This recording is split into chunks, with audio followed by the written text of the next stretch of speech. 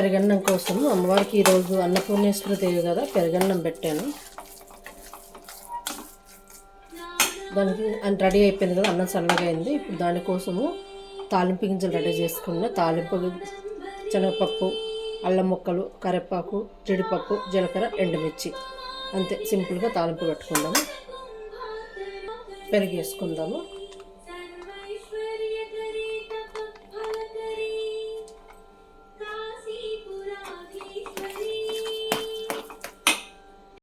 కొంచెం ఉప్పు వేసుకుందాము.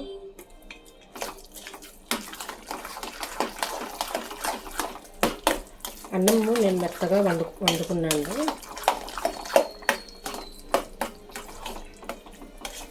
పెరుగుకి ఇది కూడా వేసేద్దాం, బాగుంటుంది గట్టిగా.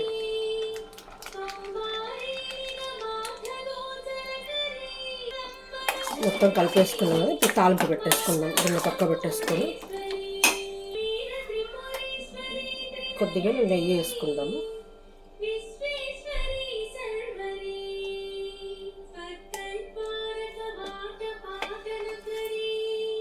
శనగపప్పు వేయడం కొంచెం లేట్ అవుతుంది కాబట్టి ముందుగా శనగపప్పు వేసుకుందాము. నెయ్యి వేడెక్కినాక కొంచెం శనగపప్పు వేగినాక, శనగపప్పు వేగింది కదా, ఇప్పుడు మనం జీలకర్ర, జీడిపప్పు వేసుకుందాం. ఎందుకంటే మనకు అది నెయ్యి వేడెక్కాక మన జీడిపప్పు ఎక్కువ టైం పట్టదు.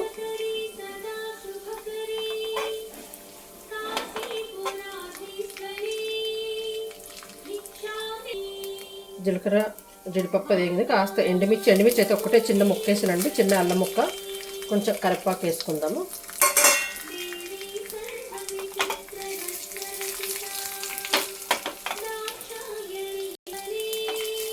పోపు రెడీ అయింది కదా, స్టవ్ కట్టేసుకొని మనం ముందుగా రెడీ చేసుకున్న దద్దోజనంలో వేసేసుకుందాము.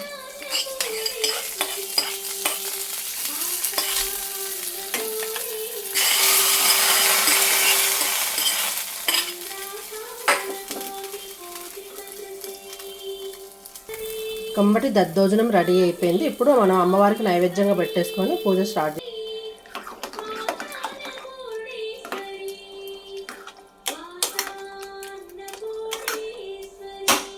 అక్కడ నేను అన్నీ రెడీ చేసి పెట్టుకున్నాండి. ఇక నైవేద్యం ఒక్కటే లేట్ అయిపోయింది, దేవుడి దగ్గర పెట్టేసుకొని మిగతా మనం పూజ చేసేసుకుందాము.